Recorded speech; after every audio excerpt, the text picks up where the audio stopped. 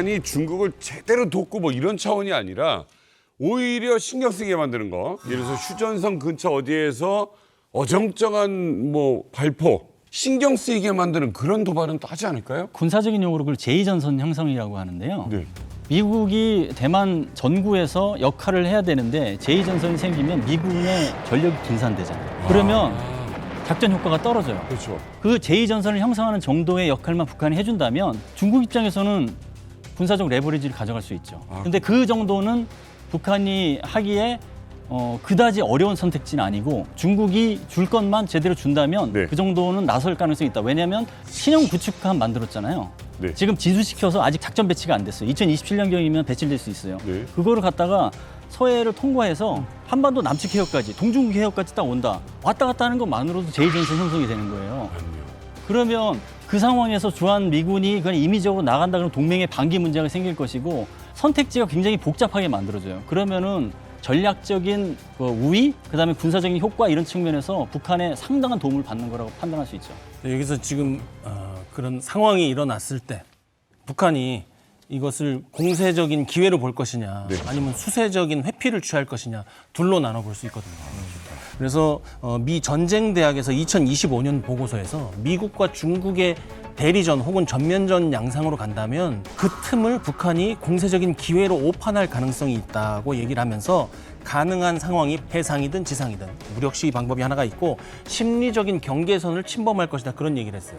우리 얘기하는 심리전이라든지 사이버전 이렇게 공세적인 기회로 볼 것이다. 네. 결론은 뭐냐? 북한이 포격 도발과 사이버전에 대한 도발은 항상 할 준비가 돼 있고 할 가능성이 높다는 거예요. 네. 근데 여기서 우리가 더 불안한 건 뭐냐면 이것이 자제될 수 있는 유일한 수단이 북중의 고위급 채널 형성이라고 했던 거예요. 북한이 다른 행동을 하려고 하는 것을 중국이 자제시킬 때만 더 도발이 강해지지 않는다. 근데 지금 북한하고 중국하고 그러한 채널이 잘 유지가 되고 있는지 중국의 내부적인 정치 사정이 북한이라는 나라한테 이렇게 해라 저렇게 해라고 말할 수 있는 권력을 갖고 있는지가 저는 상당히 의심스럽다는 거죠. 아니 방 교수님 그러면은 아까 시나리오 보니까 이제 북한이 이제 우리 핵을 아까 쐈거든요.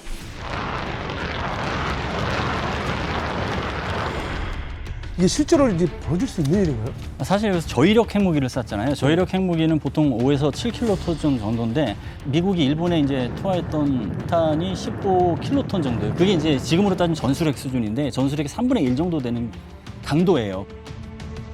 그걸 고려한다면 저위력 핵무기를 쏘므로써 미국의 판단을 흐리게 하는 거죠. 이거를 지금 똑같은 수준으로 대응해야 되는지 말아야 되는지 선택지를 힘들게 하는 그게 있는 거죠. 그런 측면에서 보면 전혀 배제할 수 없는 시나리오고 그럼에도 불구하고 어쨌거나 저위력 핵무기도 핵무기이기 때문에 최후의 카드임에는 분명해요. 첫 번째는 중국하고 러시아의 전략적 지원입니다. 저위력 핵무기를 쏘면서 아유, 내 친구 중국, 러시아가 미국이 핵무기를 쏘지 않게 뒤에서 딱 탄탄하게 지켜준다면 쏠만하지.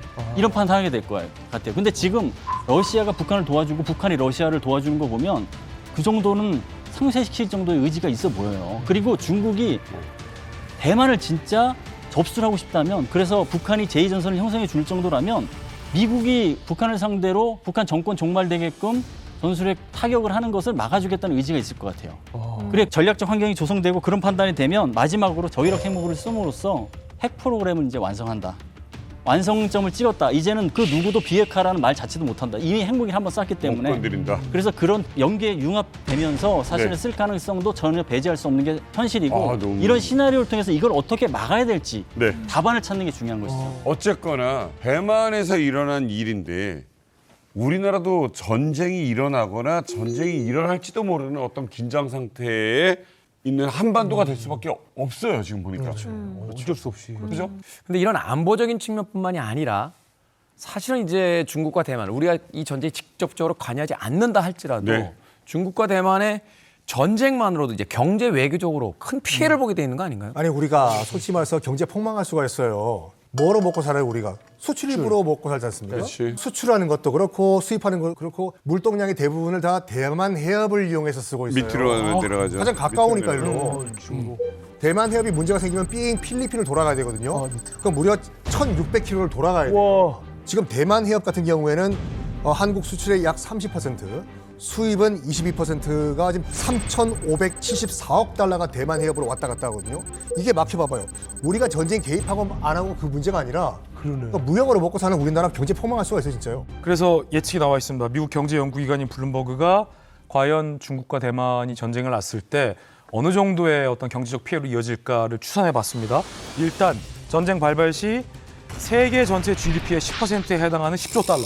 우리 돈으로 1경 3천조 원이 감소할 수 있다고 전망이 나왔습니다. 적게 본 거지 적게. 네, 그리고 명의적이죠. 이때 한국의 경제적 피해의 규모가 무려 GDP의 23.3%에 해당할 걸로 전망이 됐는데 이 흥미로운 건 한번 보시죠. 대만이 가장 크겠죠, 피해 당사자니까. 근데 보세요. 한국이 왜 또- 대만 다음에 가장 큰 피해가 어디예요? 한국이에요? 우리나라예요. 왜 그래요? 우리나라예요. 와. 한국이 반도체 수출 의존도도 크고 아, 지리적으로 이 대만 중국과도 가장 가깝고 북한이 주한 미군도 위치하고 있고 지금까지 우리가 얘기했던 북한의 공격과 도발 가능성도 있기 때문에 맞아요. 대만 다음은 우리가 경제적 피해를 볼 것이다. 자, 그럼 이렇게 물을게요. 자, 그럼 이 전쟁은 중국과 대만의 전쟁입니까? 아니면은 우리와 관계 없는 전쟁입니까? 우리 관계가 관계 있는 있죠. 전쟁이네요. 우리와 관계 깊은 많이 전쟁이에요. 있죠.